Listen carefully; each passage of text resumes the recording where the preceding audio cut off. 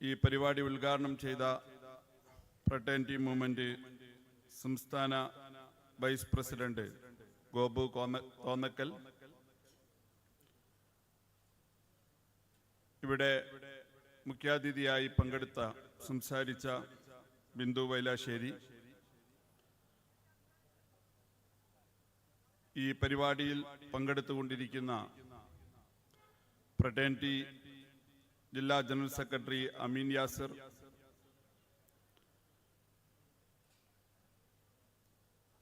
ജില്ലാ vice president Ajmal Shaheen, welfare party Eranad മണ്ഡലം president Majeed Jaliyar, fraternity movement ജില്ലാ വൈസ് പ്രസിഡന്റ് സുജിത്ത്, ജില്ലാ സെക്രട്ടറി അംന, മണ്ഡലം പ്രസിഡന്റ് ഇർഫാൻ, ഈ പരിപാടിയുടെ കൺവീനർ റമീസ് ചാത്തല്ലു, സ്നേഹാദരണീയരായ പ്രിയങ്കരായ സഹപ്രവർത്തകരെ, നല്ലവരായ നാട്ടുകാരെ, എല്ലാവർക്കും പാർട്ടിയുടെ സ്നേഹോഷ്മളമായ വിപ്ലവാഭിവാദ്യങ്ങൾ അർപ്പിക്കുകയാണ്. ഈ പരിപാടിക്ക് ശേഷം വിവിധ സ്വഭാവത്തിലുള്ള കലാപരിപാടികൾ കൂടി നടക്കേണ്ടതുള്ളതിനാൽ വിശദമായ ഒരു സംസാരത്തിന് മുതിരുന്നില്ല. എങ്കിൽ പോലും വളരെ ശ്രദ്ധേയമായ ഒരു പരിപാടി, ശ്രദ്ധേയമായ ചില ലക്ഷ്യങ്ങൾ വെച്ചുകൊണ്ടുള്ള ഈ പരിപാടിയിൽ വിവിധ സ്വഭാവത്തിലുള്ള വിവിധ വശങ്ങൾ ഇവിടെ പ്രതിപാദിക്കപ്പെടുകയുണ്ടായി. ഒരു സമൂഹം ആരെയാണ് ഓർക്കുക, ആരെയാണ് മറക്കുക എന്നുള്ളത് വളരെ പ്രധാനപ്പെട്ട ഒരു രാഷ്ട്രീയ പ്രവർത്തനമാണ്. ഓർക്കേണ്ടതെല്ലാം മറന്നു പോവുകയും മറന്നു കളയേണ്ട കാര്യങ്ങൾ ഓർത്തുവെക്കുകയും ചെയ്യുക എന്നുള്ളതാണ് പുതിയ കാല രാഷ്ട്രീയത്തിന്റെ ഒരു സ്വഭാവം എന്ന് പറയുന്നത്. നമ്മളെങ്ങനെയാണ് ചരിത്രപരമായി സാമൂഹികപരമായി ഈ അവസ്ഥയിൽ എത്തിച്ചേർന്നത് എന്നതിൻ്റെ ഓർമ്മകളില്ലാതെ ഒരു സമൂഹത്തിനും മുന്നോട്ട് പോകാൻ കഴിയുകയില്ല. അതിൻ്റെ പച്ചയായ വർത്തമാനമാണ് നിങ്ങളുടെ നാട്ടുകാരിയും കേരളത്തിലെ തന്നെ പിന്നോക്ക പ്രദേശങ്ങളുടെയും സമുദായങ്ങളുടെയും പോരാട്ടങ്ങൾക്ക് വീര്യം പകർന്ന വിപ്ലവ നായിക ബിന്ദു വൈലാശ്ശേരി വളരെ പച്ചയായി ആ കാര്യങ്ങൾ ഇവിടെ വിശദീകരിച്ചത്. എങ്ങനെയാണ് ചരിത്രം വിവിധ സമൂഹങ്ങളോട്, ജനതകളോട് പെരുമാറിയത്, എങ്ങനെയാണ് അതിനെ മറികടന്ന് ഈ സമൂഹം ഇവിടെ എത്തിയത് എന്നത് അനുഭവത്തിൻ്റെ സ്പർശമുള്ള, അനുഭവ സ്വഭാവത്തിൽ വളരെ ലളിതമായി അവർ ഇവിടെ വിശദീകരിക്കുകയുണ്ടായി. ഇത് തന്നെയാണ് ഈ ഓർമ്മകളുടെ ആവശ്യമെന്ന് പറയുന്നത്. ഇന്ത്യ വിവിധ നാട്ടുരാജാക്കന്മാർ ഭരിച്ചിരുന്ന കാലത്ത് നിന്ന് ബ്രിട്ടീഷുകാർ ഇവിടെ കയറി വരികയും അവരുടെ അധിനിവേശപരമായ താല്പര്യങ്ങൾ, രാഷ്ട്രീയപരമായ, സാമൂഹികപരമായ, സാമ്പത്തികപരമായ, മതപരമായ താല്പര്യങ്ങളെല്ലാം പുലർത്തിക്കൊണ്ട് രാജ്യത്തെ കീഴടക്കുകയും ചെയ്തതിന് ശേഷം ആ ജനത, നമ്മുടെ പൂർവികർ, അതിനെ മറികടന്ന് രാജ്യത്ത് ഒരു പുതിയ ജനസമൂഹമായി, ഒരു പുതിയ രാഷ്ട്രമായി രൂപം കൊള്ളുന്ന പ്രക്രിയ എന്ന് പറയുന്നത് നമ്മൾ ഓരോരുത്തരും വീണ്ടും വീണ്ടും വായിക്കേണ്ടതും പഠിച്ചെടുക്കുകയും ചെയ്യേണ്ട കാര്യമാണ്. നാട്ടുരാജാക്കന്മാരുടെ ഭരണകാലത്ത് മനുഷ്യരെ അടിമകളാക്കി കണ്ടിരുന്ന, മനുഷ്യരെ പ്രജകളായി മാത്രം പരിഗണിച്ചിരുന്ന കാലത്ത് നിന്ന് തുല്യാധികാരമുള്ള പൗരന്മാരായി നമ്മൾ മാറിയത് എങ്ങനെ? എല്ലാവരുടെയും വോട്ടിന് ഒരേ മൂല്യമുണ്ടായത് എങ്ങനെയാണ്? മറ്റേത് ഒരു മനുഷ്യനെ, ഇവിടെ നേരത്തെ ബിന്ദു ചേച്ചി അത് വളരെ നല്ല രീതിയിൽ പറയുകയുണ്ടായി, ഒരു മനുഷ്യനെ എങ്ങനെയാണ് മനുഷ്യനായി പരിഗണിച്ചിരുന്നത്? മനുഷ്യരെ, അല്ലയോ ജനങ്ങളെ എന്ന് ഇവിടെ നിന്ന് പ്രസംഗിക്കുമ്പോൾ, സംസാരിക്കുമ്പോൾ എല്ലാ മനുഷ്യരും മനുഷ്യരല്ലായിരുന്നു നമ്മുടെ രാജ്യത്ത്. എല്ലാ ജനങ്ങളും ജനങ്ങളുടെ കാറ്റഗറിയിലായിരുന്നില്ല പെട്ടിരുന്നത്. അവർ വിവിധ തട്ടുകളിലായിരുന്നു. മനുഷ്യനെ മനുഷ്യനായി പരിഗണിക്കാത്ത, മനുഷ്യന്റെ ജന്മം കൊണ്ട് തന്നെ അവനെ വേർതിരിച്ചിരുന്ന ഒരു ഭൂതകാലം നമുക്കുണ്ടായിരുന്നു. അതിൽ നിന്നാണ് നിരവധി പോരാട്ടങ്ങളുടെയും വിവിധ സ്വഭാവത്തിലുള്ള സമരങ്ങളിലൂടെയും ഒക്കെ നമ്മൾ ഈ യാഥാർത്ഥ്യങ്ങൾ തിരിച്ചറിഞ്ഞ് ഇവിടെ എത്തിച്ചേർന്നിട്ടുള്ളത്. അതുകൊണ്ട് തന്നെ നമ്മുടെ രാജ്യം ഒരു പുതിയ രാജ്യമായി മാറുമ്പോൾ നമുക്ക് ഒരേ സമയം ബ്രിട്ടീഷുകാരോടുള്ള പോരാട്ടം ഉണ്ടായിരുന്നതോടൊപ്പം തന്നെ നമ്മുടെ രാജ്യത്തിന്റെ ഭൂതകാലത്തെ അവസ്ഥകളോടുകൂടി നമുക്ക് പോരാടേണ്ടിയിരുന്നു. ജാതി വ്യവസ്ഥത എന്ന് പറയുന്ന ലോകത്ത് എവിടെയും നിലനിൽക്കാത്ത അതിക്രൂരമായ മനുഷ്യ വിവേചനങ്ങളുടെ ഒരു സ്വഭാവം നമ്മുടെ രാജ്യത്തുണ്ടായിരുന്നു. മനുഷ്യൻ ജന്മം കൊണ്ട് തന്നെ, ജന്മമാണ് അവന്റെ അടിസ്ഥാനം, അവന്റെ അന്തസ്സിനെ നിർണയിക്കുന്നത്, അവന്റെ സ്ഥാനത്തെ നിർണയിക്കുന്നത്, അവന്റെ അഭിമാനത്തെ നിശ്ചയിക്കുന്നത്, അവൻ എവിടെ പിറന്നു, ആരുടെ വയറ്റിൽ പിറന്നു, ഏത് കുടിലിൽ പിറന്നു, ഏത് പ്രദേശത്ത് പിറന്നു, ഏത് സമുദായത്തിൽ പിറന്നു എന്നതിന്റെ അടിസ്ഥാനത്തിൽ, ഏത് ജാതിയിൽ പിറന്നു എന്നതിന്റെ അടിസ്ഥാനത്തിൽ മാത്രമായിരുന്നു ഒരു കാലമുണ്ടായിരുന്നു. മനുഷ്യൻ, എല്ലാ കുഞ്ഞുങ്ങളും ജനിക്കുന്നത് വളരെ ശുദ്ധ പ്രകൃതിയോടുകൂടിയാണ്.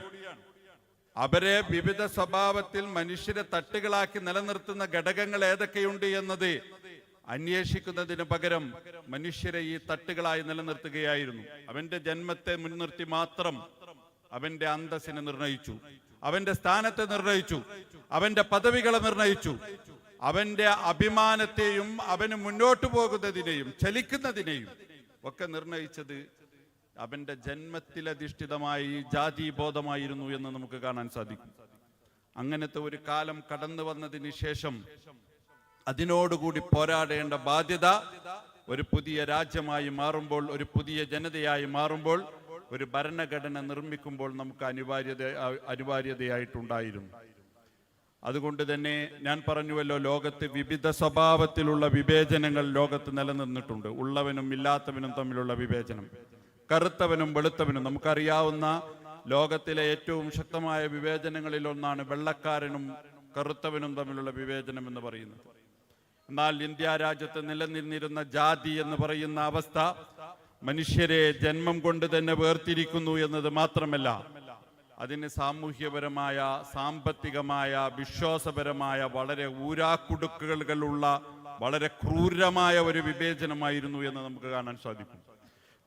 ജന്മങ്ങൾ കഴിഞ്ഞാൽ, തലമുറകൾ കഴിഞ്ഞാൽ, മനുഷ്യന്റെ അവസ്ഥാന്തരങ്ങൾ മാറിയാൽ ഒന്നും ഇത് മാറാൻ പോകാത്ത വിധം പതിഞ്ഞു കിടക്കുന്ന ചാപ്പയായി ഈ ജാതി വ്യവസ്ഥ സമൂഹത്തിൽ നിലനിന്നിരുന്നു. അതിനെങ്ങനെയാണ് മറികടക്കുക? ഒരു ജനത എന്ന നിലക്ക് ഒരു പുതിയ രാജ്യം വരുമ്പോൾ, ഒരു പുതിയ ഭരണഘടന വരുമ്പോൾ നമ്മൾ എങ്ങനെയാണ് അതിനെ മറികടക്കുക എന്നുള്ളത് നമ്മുടെ പൂർവികരുടെ കൂലങ്കുഷമായ ആലോചനകളിൽ ഒന്നായിരുന്നു.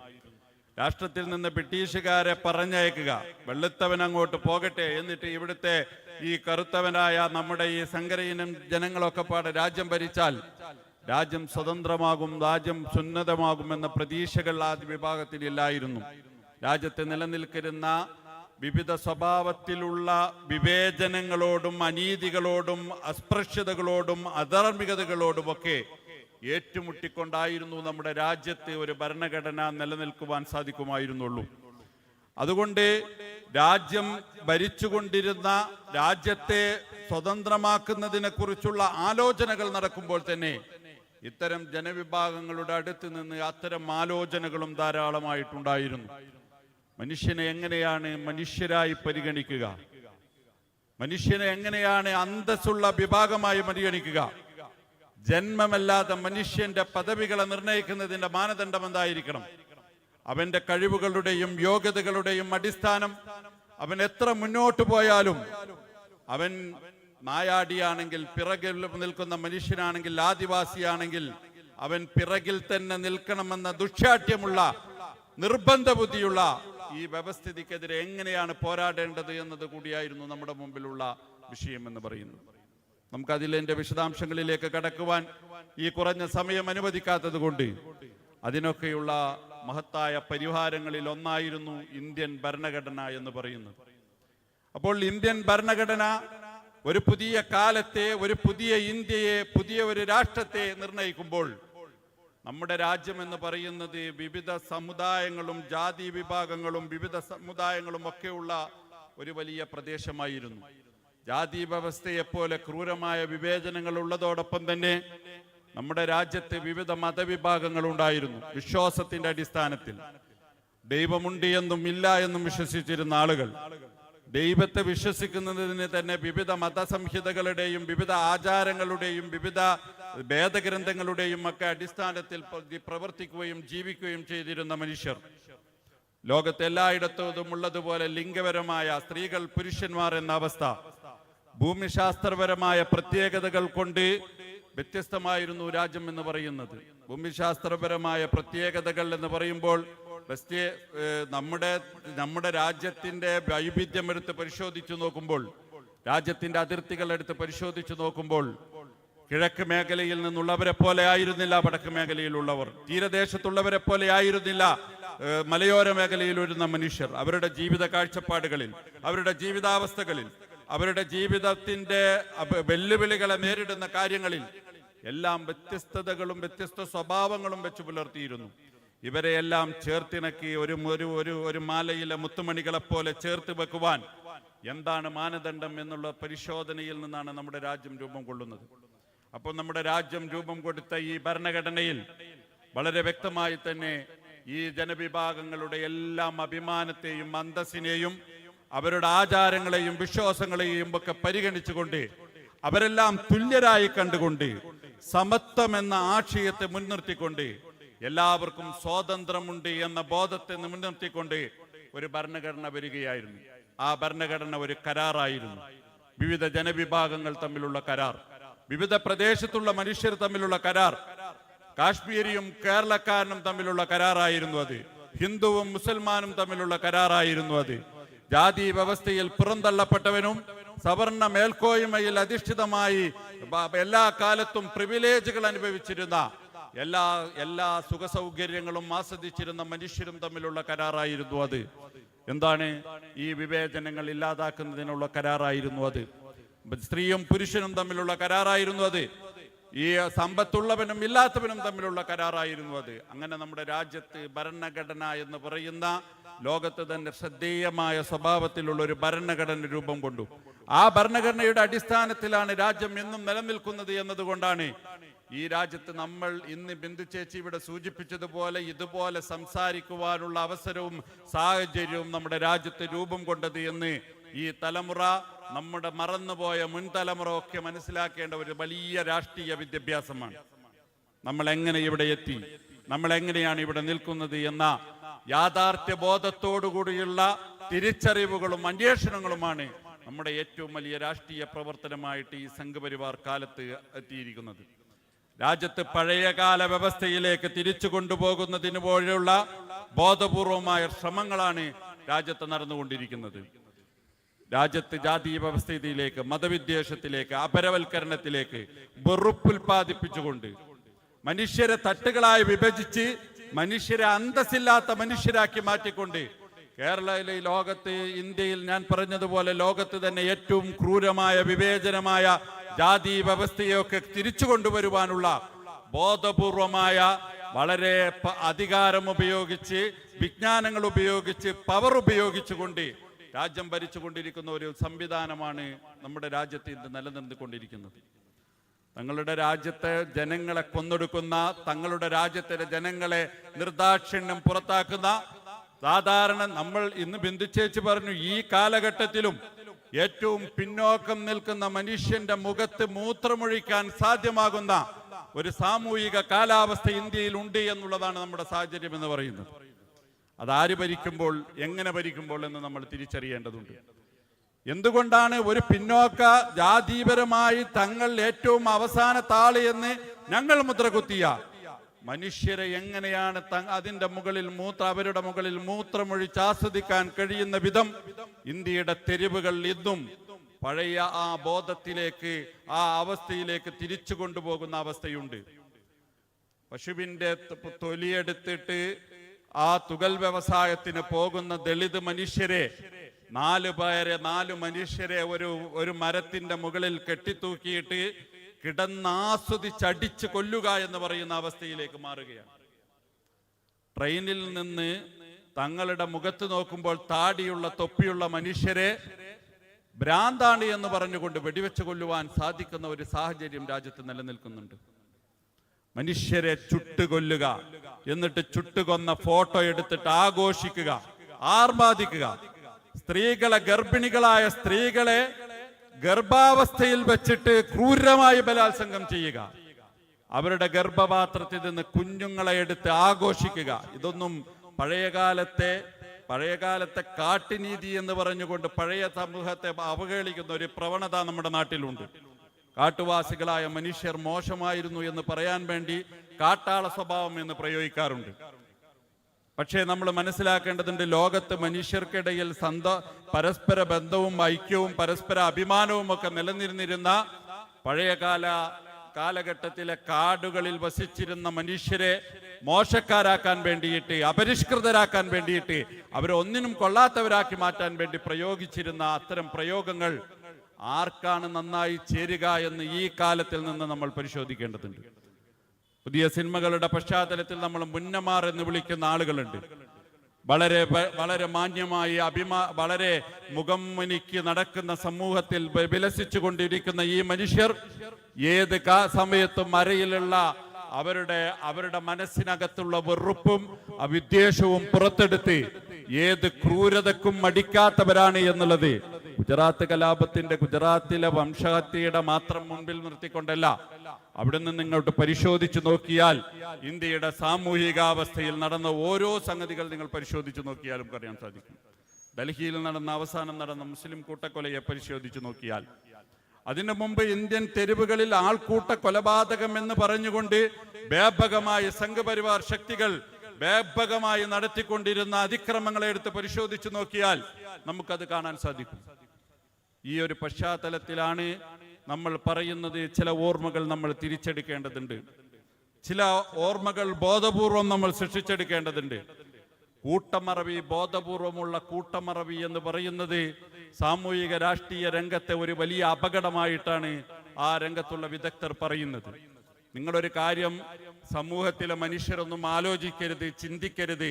അവരെക്കുറിച്ച് ആലോചിക്കുന്നത് അത്തരം കാര്യങ്ങളുടെ സാഹചര്യങ്ങളെല്ലാം ഇല്ലാതാക്കുക എന്നതാണ് ആ പറഞ്ഞതിൻ്റെ അർത്ഥം. മറവിയാണ് ഇത്തരം ശക്തികളുടെ ഏറ്റവും വലിയ ഇന്ധനം എന്ന് പറയുന്നത്. ഓർത്തെടുക്കാൻ പാടില്ല. എന്തുകൊണ്ടാണ് ഈ സിനിമക്കെതിരെ പോലും ഇപ്പോൾ ഇത്ര വലിയ പ്രശ്നങ്ങൾ ഉണ്ടാക്കിക്കൊണ്ടിരിക്കുന്നത് എന്ന് ചോദിച്ചാൽ, മറന്നു പോകേണ്ട ക്രൂരതകളായിരുന്നു അതിലുണ്ടായിരുന്നതെന്ന് അവർ വിശ്വസിക്കുന്നു. ആ ഓർമ്മകളെ പുനർത്തട്ടിയെടുത്ത് പുതിയ കാലഘട്ടത്തിൽ ഇതിനെതിരെയുള്ള പോരാട്ടങ്ങൾ, പ്രക്ഷോഭങ്ങൾ, അതിനെതിരെയുള്ള അലയൊലികൾ രൂപം കൊള്ളുമോ എന്ന ഭയപ്പാടിൽ നിന്നാണ് ഇത് രൂപം കൊള്ളുന്നത് എന്ന് നമുക്ക് കാണാൻ സാധിക്കും. അങ്ങനെ ഓർമ്മകൾ എന്ന് പറയുന്നത് ഒരു വലിയ രാഷ്ട്രീയ പ്രവർത്തനമാകുന്ന കാലഘട്ടത്തിലാണ് എൻ്റെ പ്രിയ സുഹൃത്തുക്കൾ, ഫ്രട്ടേണിറ്റിയുടെ സുഹൃത്തുക്കൾ അംബേദ്കറെ കുറിച്ച് ഇവിടെ ഓർമ്മകൾ പുതുക്കിക്കൊണ്ടിരിക്കുന്നത്.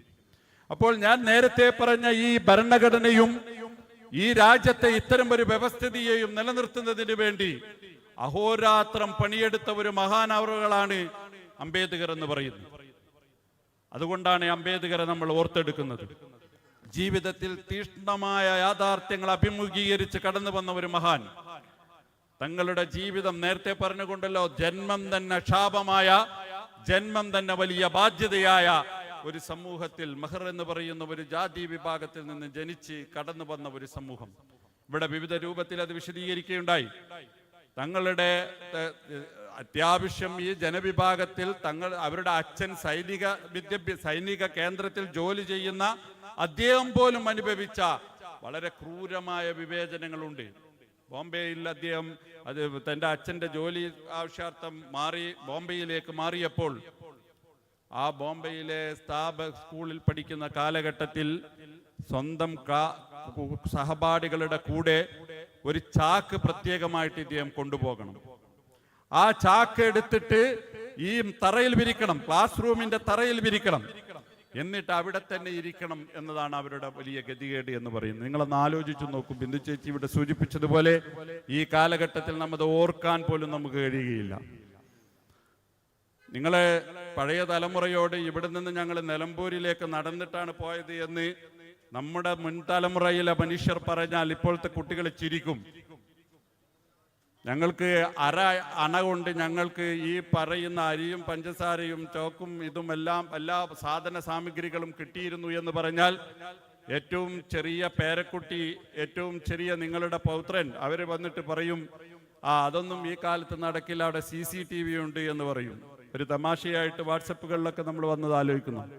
എന്ന് വെച്ചാൽ അവർ വിചാരിക്കുന്നത് ഈ കാലത്ത് ഇത്തരം ഒരു പ്രതിസന്ധി ഇങ്ങനെ കാശിന്റെ വിനിമയത്തിൽ വന്ന മാറ്റത്തെക്കുറിച്ചോ സാധന സാമഗ്രികളുടെ ലഭ്യതക്കുറവിനെ കുറിച്ചോ ചിന്തിക്കാൻ കഴിയാത്ത വിധം സമൂഹം മാറിപ്പോയിട്ടുണ്ട്.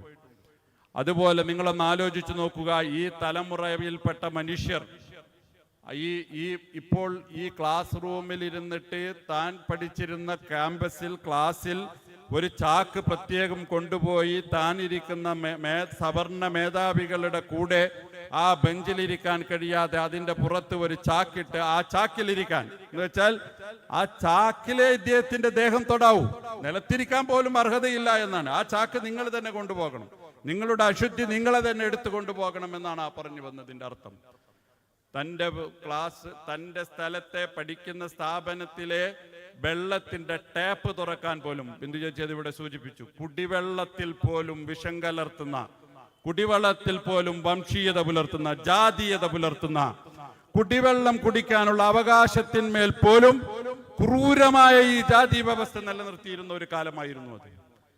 അദ്ദേഹത്തിന്റെ ആത്മകഥയിൽ പിന്നീട് പറയുന്നുണ്ട്, പിയൂണില്ലേ അന്ന് എനിക്ക് വെള്ളമില്ല എന്നാണ് അതിനെക്കുറിച്ച് പറയുന്നത്. പിയൂണ്, മേൽജാതിക്കാരനായ പിയൂണ് പൈപ്പ് തുറന്നിട്ട് ആ പൈപ്പിലെ വെള്ളം കുടിക്കാനേ അധികാരമുള്ളൂ. ആ വെള്ളം പൈപ്പ് തുറന്ന് കുടിക്കാനുള്ള അധികാരമില്ലാത്ത ഒരു കാലഘട്ടം. തന്റെ അച്ഛനെ കാണാൻ വേണ്ടിയിട്ട് ഇദ്ദേഹവും സഹോദരനും കൂടി റെയിൽവേ സ്റ്റേഷനിലെത്തിയിട്ട് ഇവരുടെ വേഷഭൂഷാദികൾ കണ്ടപ്പോൾ കുഴപ്പമില്ലാത്ത തറവാട്ടിൽ നിന്നും ജാതിയിൽ നിന്നുമാണെന്ന് വിചാരിച്ച് അവിടുത്തെ റെയിൽവേ ഉദ്യോഗസ്ഥന്മാർ വന്നിട്ട് കാര്യം അന്വേഷിച്ചപ്പോൾ ഇദ്ദേഹം ഇങ്ങനെ താഴ്ന്ന ജാതിയിൽപ്പെട്ട മനുഷ്യരാണെന്ന് പറഞ്ഞപ്പോൾ ആ ഇരുട്ടത്ത് ആ മനുഷ്യരെ കുട്ടികളെ ഇട്ടിട്ട് അവർ മാറിക്കളഞ്ഞു. എന്നിട്ട് ഇവിടെ നിന്ന് കുതിരവണ്ടിയിൽ അങ്ങോട്ട് പോകുവാൻ താഴ്ന്ന ജാതിക്കാരനായതുകൊണ്ട് കാശ് കൊടുത്തിട്ട് പോലും ഒരു വണ്ടി അവിടെ നിന്ന് ലഭിക്കാത്ത സാഹചര്യം രൂപപ്പെട്ടു. എന്നിട്ട് അവസാനം കൂടുതൽ കാശ് കൊടുക്കാമെന്ന് പറഞ്ഞവന്റെ ഡിമാൻഡ്, ഞാൻ പുറത്തിറങ്ങും, കുതിര നിങ്ങളിൽപ്പെട്ട ഒരാളെ കൊണ്ടുപയോഗിക്കണം, കാരണം നിങ്ങളുടെ കൂടെ എനിക്ക് ഇരിക്കാൻ പാടില്ല, അതുകൊണ്ട് എനിക്കാണെങ്കിൽ കാശ് ആവശ്യമുണ്ട് താനും. ഇതൊക്കെ അനുഭവിച്ച് തീഷ്ണമായി അനുഭവങ്ങളിലൂടെ കടന്നു വന്നിട്ട് രാജ്യത്തിന്റെ ഭരണഘടനാ ശില്പികളിൽ ഏറ്റവും കരുത്തനായ മനുഷ്യനായി മാറിയ ഒരാളാണ് അംബേദ്കർ എന്ന് പറയുന്നത്. അംബേദ്കറെ കുറിച്ച് ഓർക്കേണ്ടതുണ്ടോ ഇല്ലേ എന്നുള്ളത് നമ്മൾ ഇത്തരം ചരിത്രത്തെ മുൻനിർത്തിക്കൊണ്ടാണ് പഠിക്കേണ്ടത്. അതാണ് വലിയ രാഷ്ട്രീയ പ്രവർത്തനമായിട്ട് ഞാൻ നിങ്ങളോട് സൂചിപ്പിച്ചത്. ഈ ഒരു സാഹചര്യത്തിലാണ് അംബേദ്കറെ പോലുള്ള പിന്നോക്ക ന്യൂനപക്ഷ വിഭാഗങ്ങളിൽ നിന്ന് കടന്നു പോകുന്ന ജനവിഭാഗങ്ങൾ ഉയർന്നു വന്ന് ഇത്തരത്തിലുള്ള രാഷ്ട്രീയ പ്രവർത്തനത്തിൻ്റെക്കും ഇന്ത്യയുടെ ഭരണഘടന, ഇന്ത്യയുടെ ഭാവിയെ തന്നെ സമൂലം മാറ്റിമറിക്കാൻ കഴിയുന്ന സ്വഭാവത്തിലുള്ള ഇടപാടുകൾ നടത്തിയത്. മനുഷ്യനെ മനുഷ്യരായി പരിഗണിക്കണം, അന്തസ്സുള്ള മനുഷ്യരായി പരിഗണിക്കണം, മനുഷ്യനെ തട്ടുകളായി വേർതിരിക്കരുത് എന്നതായിരുന്നു അതിന്റെ അടിസ്ഥാനം എന്ന് കാണാൻ സാധിക്കും. ഇന്ത്യൻ ഭരണഘടന ലോകത്ത് തന്നെ മികച്ച ഭരണഘടനയാണ് എന്നത് മാത്രമല്ല, ഇന്ത്യൻ ഭരണഘടനയുടെ ആമുഖം പോലും വളരെ ശക്തമായ തീഷ്ണമായ ഈ യാഥാർത്ഥ്യത്തെ മുൻനിർത്തി കളയുന്നതാണ്. ഞാൻ പറഞ്ഞുവല്ലോ, മനുഷ്യരെ മനുഷ്യരായി പരിഗണിക്കുമ്പോഴാണ് സമത്വം എന്ന ആശയത്തിന് പ്രാധാന്യമുള്ളത്. സമത്വം എന്ന ആശയം പ്രാധാന്യമുള്ളത് എന്തുകൊണ്ടാണ്? മനുഷ്യരെ വേർതിരിച്ച് കഴിയുന്ന ഒരു കാലഘട്ടത്തിൽ സമത്വം എന്നൊരാശയം പ്രധാനമാണ്. ഇന്ന് എനിക്ക് പ്രസംഗിക്കാൻ, നിങ്ങൾക്ക് കുട്ടികൾക്ക് പ്രസംഗിക്കാനുള്ള വിഷയമായിട്ട് സമത്വം എന്ന വിഷയം കൊടുക്കാം. പക്ഷേ സമത്വം എന്ന് പറയുന്നത് ആ കാലത്ത് അപകടകരമായ ഒരു മുദ്രാവാക്യമായിരുന്നു. ആ കാലത്ത് വളരെ കുറിക്കുകൊള്ളുന്ന ആശയമായിരുന്നു. മനുഷ്യരെ മനുഷ്യരായി പരിഗണിച്ച് എല്ലാവരും ഒന്നാണ് എന്ന് പറയുന്നത് അന്ന് അപകടം പിടിച്ച പ്രശ്നമുള്ള ഒരാശയമായിരുന്നു എന്ന് നമുക്ക് കാണാൻ സാധിക്കും. ഇന്ന് സമത്വം എന്ന് പറയുന്നത് അനുഭവിച്ചതിന് ശേഷം അതിലേക്ക് തന്നെ തിരിച്ചു പോരുവാനുള്ള സംഘപരിവാർ ശക്തികളുടെ ബോധപൂർവമായ ശ്രമങ്ങൾ നടന്നുകൊണ്ടിരിക്കുന്ന ഒരു പശ്ചാത്തലത്തിൽ അത് ഓർത്തിരിക്കാതിരിക്കാൻ നമുക്ക് നിർവാഹമില്ല എന്ന് നമ്മൾ മനസ്സിലാക്കേണ്ടതുണ്ട്. പ്രിയമുള്ളവരെ, ഇത്തരം ഒരു രാഷ്ട്രീയ പ്രവർത്തനത്തിന്റെ ഭാഗമായിട്ടാണ് വെൽഫെയർ പാർട്ടിയുടെയും ഫ്രട്ടേണിറ്റിയുടെയും ഒക്കെ ആളുകൾ നിങ്ങളുടെ മുമ്പിൽ നിൽക്കുന്നത്. നമ്മുടെ രാജ്യം പിറവികൊള്ളുമ്പോൾ, ഈ രാജ്യം ഭരണഘടനയിൽ അധിഷ്ഠിതമായ ഇത്തരം ഒരു അവസ്ഥയുമായിട്ട് മുന്നോട്ട് പോകുമ്പോൾ, നമ്മുടെ ഭരണഘടന ഞാൻ പറഞ്ഞുവല്ലോ, ഇന്ത്യയുടെ ഭരണഘടന എന്ന് പറയുന്നത് ലോകത്തിലെ ഏറ്റവും പ്രധാനപ്പെട്ട ഒരു ഭരണഘടനയാണ്. അതിന്റെ ആമുഖം നമ്മൾ വായിക്കണം. ഞാനൊന്ന് വായിക്കാം. ആ ആമുഖം നമ്മൾ വായിക്കുകയും പഠിക്കുകയും ചെയ്യേണ്ടതുണ്ട്. ഇന്ത്യയിലെ ജനങ്ങളായ നാം ഈ രാജ്യത്തെ ഒരു പരമാധികാര സ്ഥിതിസമത്വ മതേതരത്വ ജനാധിപത്യ റിപ്പബ്ലിക്കായി സംവിധാനം ചെയ്യാനും അതിലെ പൗരന്മാർക്കെല്ലാം സാമൂഹികവും സാമ്പത്തികവും രാഷ്ട്രീയവുമായ നീതിയും ചിന്തക്കും ആശയപ്രകടനത്തിനും വിശ്വാസത്തിനും മതനിഷ്ഠക്കും ആരാധനക്കുമുള്ള സ്വാതന്ത്ര്യവും പദവിയിലും അവസരത്തിലും സമത്വവും പ്രാപ്തമാക്കുവാനും അവർക്കെല്ലാവർക്കും ഇടയിൽ വ്യക്തിയുടെ അന്തസ്സും രാഷ്ട്രത്തിന്റെ ഐക്യവും അഖണ്ഡതയും വെച്ചുപുലർത്തിക്കൊണ്ട് ഉറപ്പുവരുത്തിക്കൊണ്ട് സാഹോദര്യം പുലർത്തുവാനും സഗൗരവം തീരുമാനിക്കയാൽ നമ്മുടെ ഭരണഘടനാ നിർമ്മാണ സഭയിൽ ഈ 1949 നവംബർ 26 ദിവസം അതിനാൽ ഈ ഭരണഘടനയെ സ്വീകരിക്കുകയും നിയമമാക്കുകയും നമുക്ക് തന്നെ പ്രദാനം ചെയ്യുകയും ചെയ്തിരിക്കുന്നു. ഭരണഘടന ആർക്കാണ് സമർപ്പിച്ചിരിക്കുന്നതെന്ന് ചോദിച്ചാൽ ഇന്ത്യയിലെ ജനങ്ങൾക്കാണ് നമ്മുടെ ഭരണഘടന സമർപ്പിച്ചിട്ടുള്ളത്. ഇന്ത്യയിലെ ജനങ്ങൾക്ക് ഇന്ത്യയുടെ ഭരണഘടന സമർപ്പിച്ചിരിക്കുകയാണ്. നമ്മളിവിടെ വായിച്ച ഈ ആമുഖത്തിൽ പറയുന്ന കാര്യങ്ങൾ എന്താണ്? നമ്മുടെ രാജ്യത്തെ ഒരു പരമാധികാര സ്ഥിതിസമത്വ മതേതരത്വ ജനാധിപത്യ റിപ്പബ്ലിക്കാക്കി മാറ്റണം എന്ന് വെച്ചാൽ അധിനിവേശ ശക്തികളോടുള്ള ഒരു പ്രഖ്യാപനമാണത്. ഞങ്ങൾക്ക് പരമാധികാരം വേണം, ഞങ്ങളുടെ കാര്യങ്ങൾ തീരുമാനിക്കാൻ ഞങ്ങൾക്ക് അധികാരം തരണം. ബ്രിട്ടീഷുകാരെ നിങ്ങൾ പുറത്തു പോകണം, നിങ്ങളല്ല ഞങ്ങളുടെ കാര്യം തീരുമാനിക്കുക. ബ്രിട്ടീഷുകാരുടെ കാലത്ത് രാജ്യത്ത് വികസനമുണ്ടായിരുന്നു, വല്ല സൗകര്യങ്ങൾ ഒരുക്കിയിരുന്നു. പക്ഷെ ഞങ്ങളുടെ സൗകര്യങ്ങളെക്കാൾ ഞങ്ങൾക്ക് പ്രധാനം ഞങ്ങളുടെ ആത്മാഭിമാനമാണ്, ഞങ്ങളുടെ സ്വയം നിർണയാവകാശമാണ്, ഞങ്ങൾക്ക് ഞങ്ങളുടെ കാര്യങ്ങൾ തീരുമാനിക്കുവാനുള്ള അവകാശമാണ് പ്രധാനം എന്നതുകൊണ്ടാണ് നമ്മുടെ രാജ്യത്തെ ഒരു മതത്തിനും പ്രത്യേകമായ സ്ഥാനങ്ങളില്ലാതെ പ്രത്യേകമായ കരുത്തില്ലാതെ നമ്മൾ ഈ തീരുമാനമെടുത്തിട്ടത്. അതാണ് പരമാധികാര സ്ഥിതിസമത്വ മതേതരത്വ ജനാധിപത്യ റിപ്പബ്ലിക് എന്ന് പറയുന്നത്. രണ്ടാമത് നമ്മുടെ രാജ്യഘടന പറയുന്നത് എന്താണ്? എല്ലാ പൗരന്മാർക്കും സാമൂഹികവും സാമ്പത്തികവും രാഷ്ട്രീയവുമായ നീതി സ്ഥാപിതമാകണം. നീതി എന്ന് പറയുന്നത് എന്താ? ലോകത്തെ ഏറ്റവും വലിയ ആശയങ്ങളിൽ മനുഷ്യരായി പിറന്നതിൽ വെച്ച് ഏറ്റവും വലിയ ആശയങ്ങളിൽ ഒന്നാണ് നീതി എന്ന് പറയുന്നത്. ആ നീതിയെ കേവലം നീതിയായിട്ടല്ല ഇവിടെ വ്യാഖ്യാനിച്ചിട്ടുള്ളത്, മറിച്ച് സാമൂഹികവും സാമ്പത്തികവും രാഷ്ട്രീയപരവുമായ നീതി നൽകണം. അതെന്താണ് സാമൂഹികവും സാമ്പത്തികവും രാഷ്ട്രീയവുമായ നീതി എന്ന് പറയുമ്പോൾ? നീതി നിഷേധിക്കുവാൻ സമൂഹത്തിൽ എന്തെങ്കിലും കാരണമായിട്ടുണ്ടെങ്കിൽ ആ കാരണത്തെ പരിഹരിച്ചുകൊണ്ടും ആ കാരണത്തെ അഭിമുഖീകരിച്ചും കൊണ്ട് തന്നെ നീതി നടപ്പിലാക്കണം. നിങ്ങളെല്ലാവരും തുല്യരാണെന്ന് പറഞ്ഞാൽ പോരാ. ജാതീയപരമായ അടിച്ചമർത്തലത്തിന് വിധേയ മനുഷ്യർ തുല്യരാണെങ്കിൽ അവരെ തുല്യരാക്കുന്നതിന് വേണ്ടിയിട്ട് ചില പരിശ്രമങ്ങൾ നടത്തണം. അതാണ് ഇവിടെ നേരത്തെ ബിന്ദു ചേച്ചി പറഞ്ഞത്. സംവരണം പോലുള്ള ആശയങ്ങൾ നമ്മുടെ ഭരണഘടനയിൽ അങ്ങനെയാണ് കയറി വരുന്നത്. നീതിയാണോ എന്ന് ചോദിച്ചാൽ ബോധപൂർവം സൃഷ്ടിച്ചെടുക്കുന്ന ഒരു നീതി നിർവഹണത്തെ കുറിച്ച് നമ്മുടെ രാജ്യത്തിന്റെ ഭരണഘടന സംസാരിക്കുന്നുണ്ട് എന്ന് നമ്മൾ കാണാൻ സാധിക്കേണ്ടതുണ്ട്. നിങ്ങൾ ആലോചിച്ചു നോക്കുക. ഞാൻ വിശദാംശങ്ങളിലേക്ക് കടക്കാൻ സമയമില്ല. ഇനി നമ്മുടെ ഭരണഘടനയുടെ ആമുഖം എന്താണ് പറയുന്നത്? ചിന്തക്കും ആശയ പ്രകടനത്തിനും വിശ്വാസത്തിനും മതനിഷ്ഠതക്കും ആരാധനക്കുമുള്ള സ്വാതന്ത്ര്യം. എവിടെയാണ് നമ്മൾ എത്തി നിൽക്കുന്നത്? വഖഫിന്റെ ഭേദഗതി ബില്ല് പാർലമെന്റിൽ പാസാക്കിയ രാജ്യം നാണം കെട്ട ഒരു പശ്ചാത്തലത്തിലാണ് നമ്മൾ നിൽക്കുന്നത്. എന്താണ് വഖഫ് ബില്ല് എന്ന് പറയുന്നത്? എന്താണ് NRC എന്ന് പറയുന്നത്? രാജ്യത്തെ ഒരു ജനസമൂഹത്തെ വംശഹത്യ നടത്തുവാനുള്ള വളരെ ബോധപൂർവമായ സംഘപരിവാർ അജണ്ടകളുടെ ഭാഗമാണ് ഇന്ന് രാജ്യത്തെ എല്ലാം നടക്കുന്നത്. ഞാൻ പറഞ്ഞുവല്ലോ, സംഘപരിവാർ പഴയ ജാതീയതയിലേക്ക് കൊണ്ടുപോവുകയാണ്. അങ്ങനെ ഒരു ഹിന്ദു ഐക്യം രൂപപ്പെടുത്തിക്കൊണ്ട്, ഹിന്ദു സമൂഹത്തെ രൂപപ്പെടുത്തിക്കൊണ്ട് ആ സമൂഹത്തിൽ പഴയ ജാതി വ്യവസ്ഥ നിലനിർത്താമെന്ന മോഹത്തിൽ നിന്നും വ്യാമോഹത്തിൽ നിന്നുമാണ് സംഘപരിവാർ പ്രവർത്തിച്ചുകൊണ്ടിരിക്കുന്നത്. അതിന് എന്ത് ചെയ്യണം? ഇതര സമൂഹങ്ങളോടുള്ള വെറുപ്പ് ശക്തിപ്പെടുത്തണം.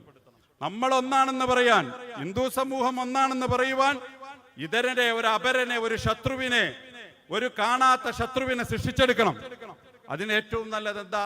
നമ്മുടെ സ്വാതന്ത്ര്യ സമര കാലത്തിന് മുമ്പും ശേഷവും രാജഭരണ കാലത്തുമൊക്കെ മുസ്ലിം അപരനെ സൃഷ്ടിക്കുക എന്ന് പറയുന്നത് എളുപ്പമായിരുന്നു. അപ്പോൾ ഭരണഘടനയിലെ താല്പര്യങ്ങൾ ഇന്ന് സംഘപരിവാർ ശക്തികൾ വെച്ചു പുലർത്തുന്ന വിചാരധാരയിൽ വളരെ വ്യക്തമായിട്ട് അത് എഴുതി വെച്ചിട്ടുണ്ട്. ആരാണ് രാജ്യത്തിന്റെ ഒന്നാമത്തെ ശത്രു? മുസ്ലിമാണ്. രണ്ടാമത്തെ ശത്രു ആരാണ്? ക്രൈസ്തവനാണ്. മൂന്നാമത്തെ ശത്രു ആരാണ്? കമ്മ്യൂണിസ്റ്റുകാരനാണ്. ഇങ്ങനെ വളരെ കൃത്യമായി എഴുതി വെച്ച വിചാരധാര ഭരണഘടനയാക്കാൻ ശ്രമിച്ചുകൊണ്ടിരിക്കുന്ന സംഘപരിവാർ ശക്തികൾ ഹിന്ദു ഏകീകരണം എന്ന് പറയുന്ന ഒരു ആശയത്തെ കൊണ്ടു നിർത്തിക്കൊണ്ട് അതിൽ ഹിന്ദു നമ്മുടെ കാര്യം, നമ്മുടെ വീട്ടിലത്തെ കാര്യം നമ്മളല്ലേ തീരുമാനിക്കുക എന്ന് ചോദിച്ചാൽ, പണ്ടാരോ പറഞ്ഞില്ലേ, ഞാൻ എന്തിനാണ് എൻ്റെ വീട്ടിൽ ഞാൻ എന്തിനാണ്, നീ എന്തിനാ നിന്റെ ഭാര്യയെ തച്ചത് എന്ന് ചോദിച്ചാൽ, ഞാൻ കെട്ടിയത് എൻ്റെ ഭാര്യയെ തല്ലാനാണ്, നീ ആരാടാ അത് ചോദിക്കാനെന്ന് ചോദിച്ചത്രേ. കാരണം എന്താണെന്ന് വെച്ചാൽ എൻ്റെ വീട്ടിലെത്തി എൻ്റെ കാര്യം ഞാൻ തീരുമാനിക്കാം. ഹിന്ദു സമാജത്തിന്റെ ഒരു ഐക്യം രൂപപ്പെടുത്തിയാൽ അതിനകത്ത് ജാതി ഒളിച്ചു കടത്താമെന്ന് വ്യാമോഹിക്കുന്ന RSSന്റെ സംഘപരിവാറിന്റെ കുടിരതന്ത്രമാണ് രാജ്യത്ത് നടന്നുകൊണ്ടിരിക്കുന്നത്. അതിനെന്ത് ചെയ്യണം? അപ്പുറത്തുള്ളവനെ വെറുപ്പുൽപാദിപ്പിച്ച് മാറ്റി നിർത്തണം. എല്ലാ കഥകൾ മനഞ്ഞുണ്ടാക്കി ഒരു ആടിനെ പേപ്പട്ടിയാക്കി തല്ലിക്കൊല്ലണം. അതിനുള്ള ബോധപൂർവമായ ശ്രമമാണ് രാജ്യത്ത് നടന്നുകൊണ്ടിരിക്കുന്നത്. അങ്ങനെ ഹിന്ദു മുസ്ലിം സമൂഹത്തിനെതിരെ അപസർപ്പക കഥകൾ ഉണ്ടാക്കുക, ഇല്ലാ കഥകൾ ഉണ്ടാക്കുക, സത്യമെന്ന് തോന്നിപ്പിക്കുന്ന നുണകൾ ധാരാളമായിട്ട് ബോധപൂർവം സൃഷ്ടിച്ചെടുക്കുക. അവരുടെ വഖഫിനെ കുറിച്ച് നിങ്ങൾ ആലോചിച്ച് നോക്കൂ. വഖഫ് എന്ന് പറഞ്ഞാൽ ഒരു പവിത്രമായ സാധനമാണ്. വഖഫ് എന്ന് പറഞ്ഞാൽ ഒരാള് എൻ്റെ സ്വത്ത്, എൻ്റെ കയ്യിലുള്ള സ്വത്ത് പടച്ചവന്റെ തൃപ്തിക്ക് വേണ്ടിയിട്ട് അത് പൊതു ആവശ്യത്തിന് കൊടുക്കുന്നതിനാണ് വഖഫ് എന്ന് പറയുക. അതെന്തു ആവാം. ഈ സ്ഥലം പൊതുജനങ്ങൾക്ക് ഉപയോഗിക്കാൻ വേണ്ടിയിട്ട് എനിക്ക് വഖഫ് ചെയ്യാം. എൻ്റെ കാശ് എടുത്ത് ഞാൻ ചെലവഴിച്ച് അത് ദൈവത്തിന്റെ തൃപ്തി ആഗ്രഹിച്ച് മാത്രം ചെയ്യണമെന്ന് മാത്രമേ അതിൽ കണ്ടീഷനുള്ളൂ. പള്ളിക്ക് കൊടുക്കാം, ആരാധനാലയങ്ങൾക്ക് കൊടുക്കാം, ആളുകൾക്ക് വീട് വെച്ച് കൊടുക്കാം. ധാരാളം സംഗതികളുണ്ട്. ധാരാളം സ്വഭാവത്തിൽ അങ്ങനെ വഖഫുകൾ ചെയ്ത മനുഷ്യരുണ്ട്. വഖഫിന്റെ അങ്ങനെ കൊടുത്ത രസകരമായ വഖഫുകളെ കുറിച്ച് ആളുകൾ പറയുന്നുണ്ട്. ഒരു യൂറോപ്പിൽ ഒരു സ്ത്രീ ഒരു ഹോട്ടലിൽ, റെസ്റ്റോറന്റിൽ പോയപ്പോൾ അവിടെ അന്ന് ബാലവേല നിൽക്കുന്നുണ്ട്. ചെറിയ മക്കള് ജോലി ചെയ്യുന്നുണ്ട്. ഈ ജോലി ചെയ്യുന്ന മക്കൾ അവിടെ നിന്ന് ഏതോ ഒരു കുഞ്ഞിന്റെ കയ്യിൽ നിന്നൊരു പാത്രം നിലത്ത് വീണപ്പോൾ ആ കുട്ടിയുടെ അടുത്ത് നിന്ന് അത് ഈടാക്കാൻ ആ കുട്ടിയെ പീഡിപ്പിച്ചു എന്ന് മാത്രമല്ല, ആ കുട്ടി അമിതമായ ജോലി ചെയ്ത് അത് കടം വീട്ടണമെന്ന് വന്നു. ഇത് കണ്ടപ്പോൾ മക്കളില്ലാത്ത ഈ വൃദ്ധ ദമ്പതിന്മാർക്ക് മനം നൊന്തു. അപ്പോൾ അവര് മരണശേഷം അവരുടെ വിൽപത്രം എഴുതി, ഇങ്ങനെ ഈ പ്രദേശത്തെ റെസ്റ്റോറൻറ്റുകളിൽ ജോലി ചെയ്യുന്ന കുട്ടികളിൽ നിന്ന് പാത്രം പൊട്ടുകയാണെങ്കിൽ ആ പാത്രം പൊട്ടുന്ന പൈസ എടുക്കാൻ വേണ്ടിയിട്ട് ഞാൻ വഖഫ് ചെയ്യുന്നു. ആ കുട്ടികളുടെ അടുത്ത് നിന്ന് അത് ഈടാക്കരുത്, അവരെ പീഡിപ്പിക്കരുത്, അവരെ ഉപദ്രവിക്കരുത്, അവരുടെ അടുത്ത് നിന്ന് അതിന് അമിതമായ ജോലിഭാരം അവർക്ക് നൽകരുത് എന്ന് പറഞ്ഞുകൊണ്ട് ചെയ്ത വഖഫിനെ കുറിച്ചൊക്കെ ഇന്ന് ഈ രംഗത്തുള്ള ആളുകൾ പഠിച്ച് അവതരിപ്പിക്കുന്നുണ്ട്. എന്ന് വെച്ചാൽ ഏത് ഉത്കൃഷ്ടമായ പൊതുകാര്യത്തിനും വേണ്ടി ഒരാൾ തൻ്റെ സ്വന്തം സ്വത്തായിരിക്കണമെന്നും ദൈവത്തിൻ്റെ തൃപ്തി, ദൈവത്തിൻ്റെ ഇഷ്ടം, എൻ്റെ ദൈവത്തിൽ നിന്ന് എനിക്ക് നന്മ ഉണ്ടാകണമെന്ന്, സ്ഥിരമായ നന്മ ഉണ്ടാകണമെന്ന്, ഞാൻ മരിച്ചു കഴിഞ്ഞാലും ഞാനിവിടെ ജീവിക്കുന്നത് പോലെ എൻ്റെ ഖബറിടത്തിലേക്ക് അതിൻ്റെ നന്മ എത്തിച്ചേരണമെന്ന് ആഗ്രഹിക്കുന്ന ഒരു പ്രക്രിയയാണ് വഖഫ് എന്ന് പറയുന്നത്. ഈ വഖഫിന്റെ മേലാണ് ഇപ്പോൾ കൈവച്ചിരിക്കുന്നത്. ഇങ്ങനെ ഈ മര്യാദക്ക് അതുപോലും നടത്താൻ കഴിയാത്ത വിശ്വാസ സ്വാതന്ത്ര്യത്തിന്റെ, ആരാധനാ സ്വാതന്ത്ര്യത്തിന്റെ മേൽ കത്തിക്കേറിക്കൊണ്ടാണ് രാജ്യം ഇന്ന് സംഘപരിവാർ ശക്തികൾ ഭരിച്ചുകൊണ്ടിരിക്കുന്നത്. ആ പശ്ചാത്തലത്തിൽ നമ്മുടെ ഭരണഘടനയുടെ ആമുഖത്തെക്കുറിച്ച് വീണ്ടും നമ്മൾ ആലോചിക്കേണ്ടതുണ്ട്. പദവിയിലും അന്തസ്സിലുമുള്ള അവസരത്തിലുമുള്ള സമത്വത്തെക്കുറിച്ച് നമ്മൾ നേരത്തെ വിശദമായി തന്നെ സംസാരിച്ചു. വ്യക്തികളുടെ അന്തസ്സും രാഷ്ട്രത്തിന്റെ ഐക്യമുള്ളതോടൊപ്പം തന്നെ വ്യക്തികളുടെ അഭിമാനവും അന്തസ്സും നിലനിർത്തണം. അവരെ മനുഷ്യരായി പരിഗണിക്കണം എന്നതാണ് നമ്മുടെ ഭരണഘടന വിഭാവന ചെയ്യുന്ന ആശയം എന്ന് പറയുന്നത്.